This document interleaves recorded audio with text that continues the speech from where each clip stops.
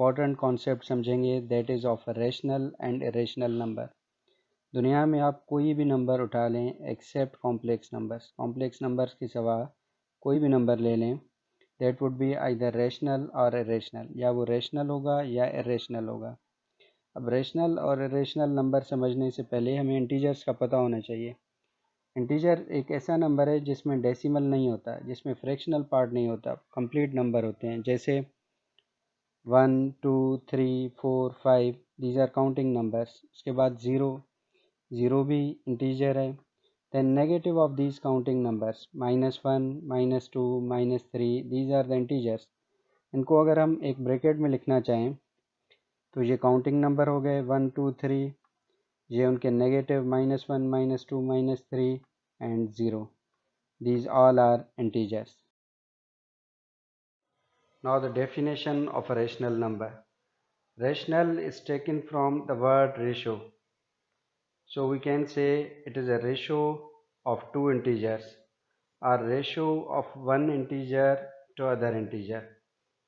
इसकी दूसरी डेफिनेशन इस तरह भी हो सकती है, a number that can be expressed in p upon q form where q is not equal to 0, p and q both are integers. ऐसा नंबर जिसको हम p अपान q फॉर्म में लिख सकें।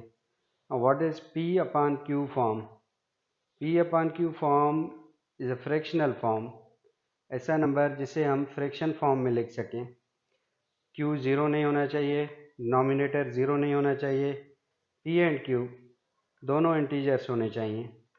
रैशनल के लिए हमारे पास तीन कंडीशंस हो गई। नंबर 1, p अपान q फॉर्म में होना चाहिए, फ्रैक्शन फॉर्म में।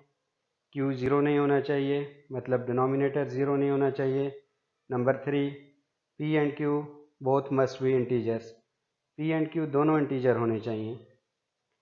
अब नंबर्स इन फ्रैक्शनल फॉर्म, जैसे 2/3 है, p अपान q फॉर्म में फ्रैक्शन फॉर्म में लिखा हुआ है, डिनोमिनेटर ज़ीरो नहीं है और दोनों इंटीजर्स हैं 2 और 3, तो ये रैशनल नंबर है। इसी तरह 3/7 -7/2 ऐसे नंबर जो फ्रैक्शन फॉर्म में लिखे हों वो रेशनल होते हैं। Then we have terminating decimals.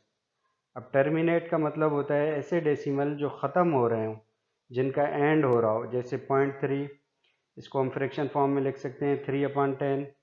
1.5, इसको भी फ्रैक्शन फॉर्म में लिख सकते हैं 15/10। 0.25, इसको भी लिख सकते हैं 25/100। तो ऐसे नंबर्स जिनका एंड हो रहा हो, जो टर्मिनेट हो रहे हों, वो रेशनल होते हैं क्योंकि वो फ्रैक्शन फॉर्म में लिखे जा सकते हैं। Then we have non terminating decimals but recurring decimal. ऐसे डेसिमल जो ख़त्म नहीं हो रहे लेकिन रिपीट हो रहे हैं। रिकर का मतलब रिपीट होना और एक पैटर्न के साथ रिपीट हो रहे हैं। यहाँ पे 0.3, 3 के ऊपर बार है, इसका मतलब ये 3 रिपीट हो रहा है। इसको हम लिख सकते हैं 0.333 एंड सो ऑन। तो ये ख़त्म नहीं हो रहे लेकिन रिपीट हो रहे हैं। ऐसे नंबर भी फ्रैक्शन फॉर्म में लिखे जा सकते हैं। So 0.333 and so on is a rational number. Then we have 1.66। 66 के ऊपर बार है, इसका मतलब ये 66 रिपीट हो रहा है, 1.666। तो इसको भी हम फ्रैक्शन फॉर्म में लिख सकते हैं क्योंकि ये है तो नॉन टर्मिनेटिंग लेकिन रिपीट हो रहा है, रिकरिंग डेसिमल है। तो हमारे पास रेशनल नंबर्स में यहाँ पे फ्रैक्शनल फॉर्म वाले number, terminating decimals, non terminating but recurring decimals, ये सारे रेशनल नंबर्स हैं।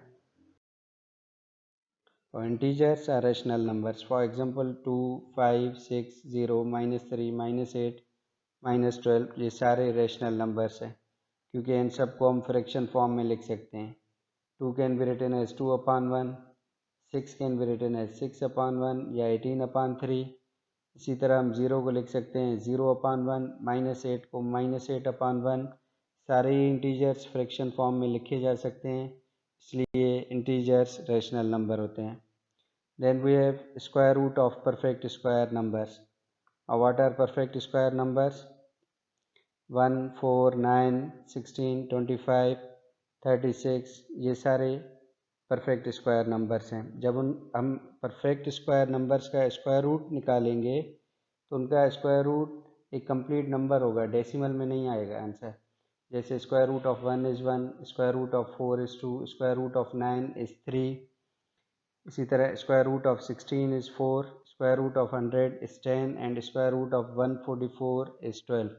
हम देख रहे हैं सारे आंसर एक इंटीजर की सूरत में, ये डेसिमल में नहीं आ रहे, इसलिए ये भी रेशनल नंबर्स हैं। और द रेशनल नंबर्स, नंबर या तो रेशनल होता है या इरेशनल। जो नंबर रेशनल नहीं होते उन्हें हम इरेशनल नंबर कहते हैं। ऐसे नंबर्स जिनको हम P/Q फॉर्म में नहीं लिख सकते वो नंबर इरेशनल नंबर होते हैं। जैसे non terminating non recurring decimals.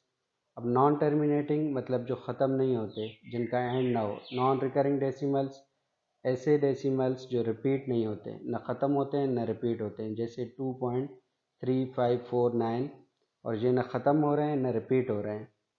तो ऐसे नंबर्स को हम फ्रैक्शन फॉर्म में नहीं लिख सकते। इसी तरह 12.4172 ये चलते जा रहे हैं, न ख़त्म हो रहे हैं न रिपीट हो रहे हैं, तो इस नंबर को भी हम फ्रैक्शन फॉर्म में नहीं लिख सकते। Then we have square root of non perfect squares. अब नॉन परफेक्ट स्क्वायर नंबर कौन से होते हैं? पहले हमने देखा perfect square numbers. Perfect square number वो होते हैं जिनका अगर हम स्क्वायर रूट लें तो उनका आंसर जो है वो एक कंप्लीट नंबर की सूरत में आता है, डेसिमल की शक्ल में नहीं आता। जैसे स्क्वायर रूट ऑफ 16 4 आता है, स्क्वायर रूट ऑफ 100 10 आता है। तो ये परफेक्ट स्क्वायर नंबर होते हैं, इनका स्क्वायर रूट एक इंटीजर की सूरत में आता है, ये रैशनल नंबर होते हैं। नॉन परफेक्ट स्क्वायर नंबर वो होते हैं जिनका अगर हम स्क्वायर रूट लें तो वो उनका आंसर डेसिमल में आएगा 1.41। अब ये नॉन टर्मिनेटिंग है, न ये टर्मिनेट होंगे न रिकर होंगे न रिपीट होंगे, तो इनको हम फ्रैक्शन फॉर्म में नहीं लिख सकते। ऐसे सब नंबर्स जिनका स्क्वायर रूट डेसिमल की सूरत में आए वो रेशनल नंबर होते हैं। Then we have two special numbers, pi and e. Is Euler number, ये बड़े फेमस जो है वो इरेशनल नंबर हैं। पाई की वैल्यू नॉन टर्मिनेटिंग है, दैट इज़ 3.14, न रिपीट होती है न टर्मिनेट होती है। अब यहाँ पे अक्सर हमने देखा है पाई की वैल्यू 22/7 कहते हैं। अब 22/7 तो फ्रैक्शन फॉर्म में लिखा हुआ है, then why pi is not a rational number. Pi की ये 22/7 एग्जैक्ट वैल्यू नहीं है, this is an approximate value. अगर एग्जैक्ट वैल्यू होती तो ये रेशनल नंबर होता, लेकिन उसकी ये एग्जैक्ट वैल्यू नहीं है, ये अप्रॉक्सीमेट वैल्यू है।